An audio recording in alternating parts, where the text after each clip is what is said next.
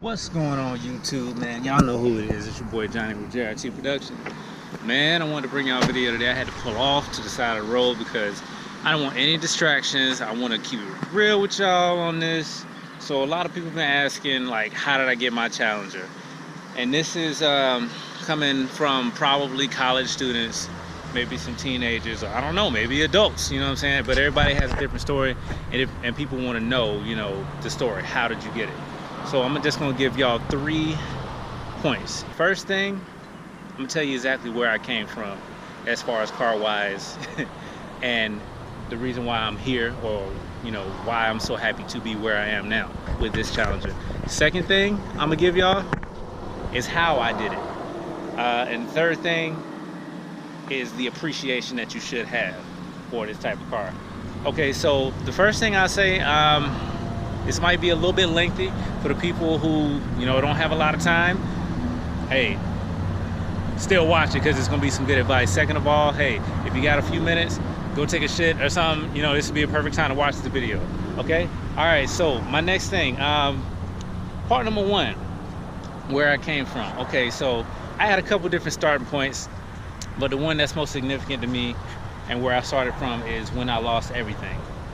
When I lost like my jobs. I was working at Walmart and I had a 2007 Nissan Versa, paying $500 a month for it. It was when they like first came out. Hold up, let me make adjustments. When they first came out with it, and when I tell you, like, it was bad. I was totally naive, didn't know anything about credit or prioritizing payments. I knew nothing. So I got that car working 2 jobs, couldn't hold the payments up. It got repossessed, and that was years ago. But that really was an eye-opener for me because I realized that I couldn't get anything. I couldn't, you know, the type of life that I wanted to live, I couldn't live it because I didn't have good credit. I didn't understand the importance of it. I didn't have anyone to teach it to me. My dad died when I was 14, so I had to learn everything from experience, like dead from experience. So, all right, after I did that, couldn't do anything for a minute.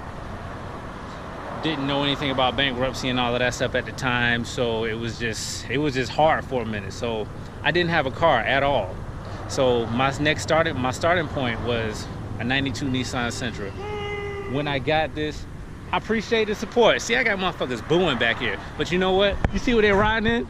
You couldn't even see what they was riding in, but it was an old busted ass truck. But anyway, I ain't clowning nobody. So I started off in a 92 Nissan Sentra. And in this Nissan Sentra, the frame of the floor, the bottom of the floor, literally had holes in it. It was rusted up so bad, I could have stopped like the Flintstones. I would have put my foot down to the ground and literally started the car. I had to, and it was in the wintertime, so I actually had to take a heater, portable heater like you would have in an office or somewhere in your bathroom, run an extension cord out to the car, and heat up my car. Because the heating was the heat did not work in it. All right?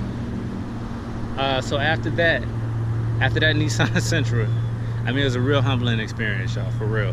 After that Nissan Sentra, then I traded that in, went to a buy here, pay here place, and I got a 2002 Chevy Impala. I had that Impala for maybe like 5 or 6 years, I believe, and it had over 100,000 miles when I got it. Car was $5,000. I was paying over like $250 or something bi-weekly to pay for the car. And I mean, that's what I could get. That's what I could afford at the time. So that's what I got. So after having that Impala for 5 or 6 years, the 5th or 6th year, by that time I replaced the engine, radiator, tie rods, CV axles, everything on it, y'all. I replaced everything on that car to pulling into a dealership because the power steering had just went out at that time. So I'm muscling the car into the dealership, praying to God that they don't try to test drive this car. I know they ain't gonna give me but like $200 to $500 for it. So I'm just praying that they don't test drive the car because it was just that bad. But okay, so I'll say at that point, well, by that time, when that Impala gave out on me, I really did a lot of research on like credit and stuff. So at that time I had built up my credit, which will be my second point. I had built up my credit to the point where I could get another car. So at that point, my father-in-law co-signed for me on a car. It was a 2013 Hyundai Sonata. And that's what I rode in for like a year, still maintaining my credit like I needed to. After that, I traded in the Hyundai Elantra. I apologize. Hyundai Elantra, that's what it was. A 2013 Hyundai Elantra that I got. that I traded that in. After I got that Hyundai Elantra, I traded that in for a Hyundai Sonata, 2014 Hyundai Sonata. I kept the Hyundai Sonata for like a year. The reason, and this is just my experience, what I went through, I didn't understand everything that I needed to do at the time to, you know what I'm saying? Like, I was just learning. Nobody told me anything. I was asking questions, but it was a trial and error. You know, it was just me. I don't have any brothers or anything or sisters, so this is what I had to go through. So I went through that, had the Hyundai Sonata for like a year or so. After I got the Hyundai Sonata, that's when I got into the V6 Challenger. Then after I got the V6 Challenger, that's when I'm where I am now, where I got the RT Challenger. Okay, so that's part number one. Step number two is the credit. Credit is how I got to where I am now.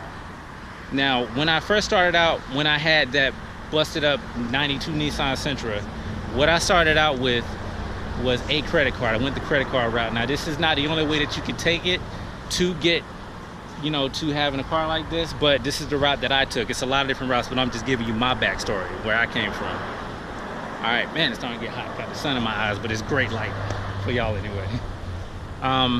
So yeah, I went the credit card route. So with the credit card, I started out like a secured credit card from a company, and after that I got that secured credit card, then I kept it down to I didn't use more than like 30% of the total limit that I had on it, because that's best, you know what I'm saying? Like, credit card companies and bureaus like it when you don't really use the card like that. So I kept that card for a minute. Then after that, I got a better credit card offer from another company. So I took that credit card as well, and I applied the same rule. I didn't use more than 30% of my total limit. I might have charged like a tank of gas or something, put the card up, paid it off when the statement came, and I just kept doing that. And after that, I had like 3 or 4 different cards. And by the time I got my 4th card, that's when I was like American, you know, like I was at the big card status then, you know, I was feeling real good and credit was looking real nice. So after about the 4th credit card, that's when my father-in-law co-signed with me on the Hyundai Elantra. So from that, it was history after that. I took the credit card route because I was really disciplined, and that's what worked for me. So, I mean, that's how I got my Challenger. All right, and as far as like appreciation goes, now if you happen to take the steps that I took to get the Challenger, then that's great. Be happy with where you are in life, because everybody's backstory is different. Me, I came from the motherfucking bottom, like for real, bottom of the barrel. Nothing was handed to me. Everything that I got, I worked hard for myself.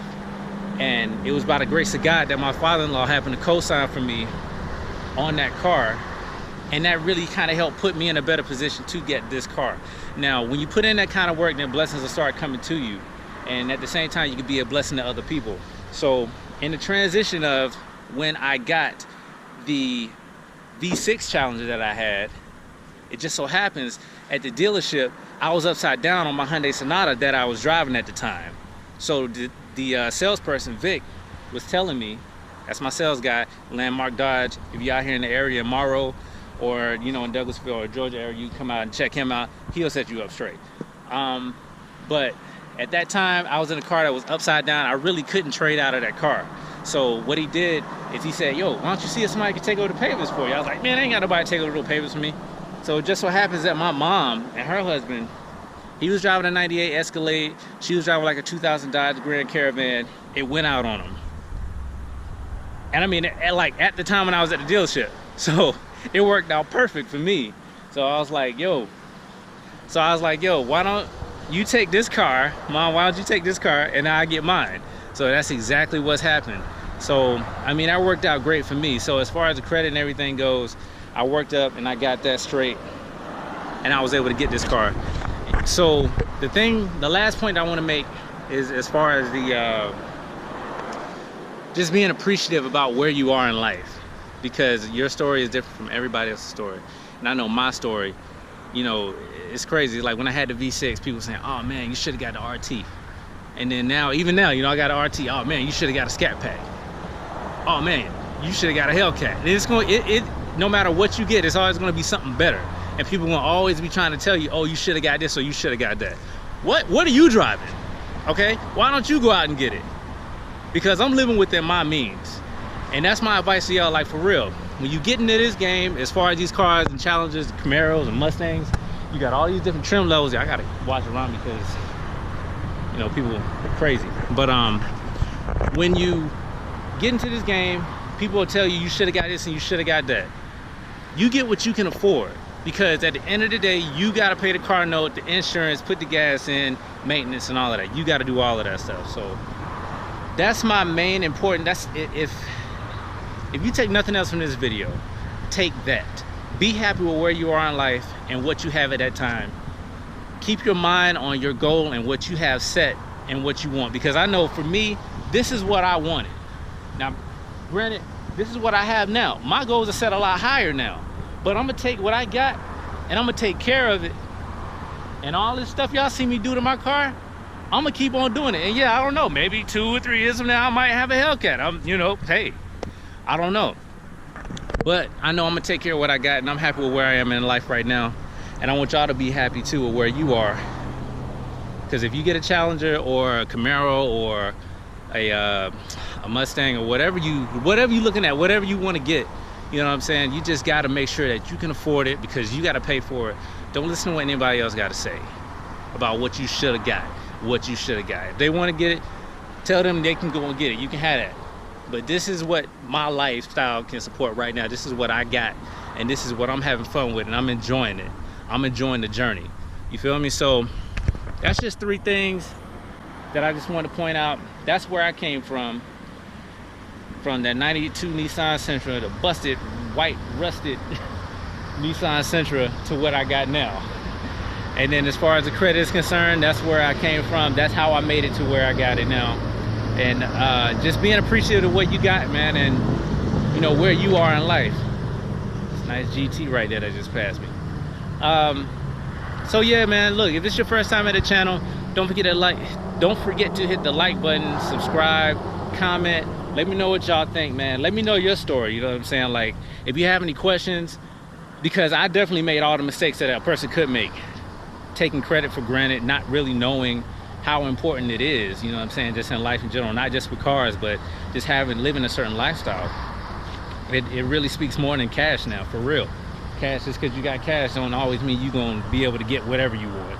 I mean, unless you just got billions and trillions and just money just pouring out all over the place. But anyway, let me know what y'all think, man, what y'all got. Any questions, you know what I'm saying, I'll be glad to answer and share my knowledge and my experience with you guys. So I'm about to get out of here, man. I gotta take my wife some guacamole, man. She wants some guacamole. I just came from the gym, hitting 45 minutes on the cardio with the Stairmaster, so I'm feeling real good about myself right now.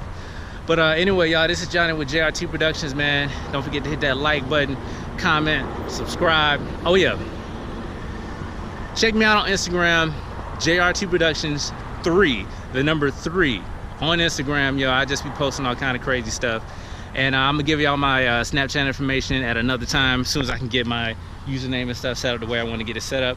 And on my next video, I got something real special for y'all, man. It's gonna be something different, you know what I mean? And hope y'all enjoy it. I know y'all gonna stick around because y'all like the dopest subscribers in the world. So y'all, again, man, it's Johnny with JRT Productions. Y'all hold it now. Peace.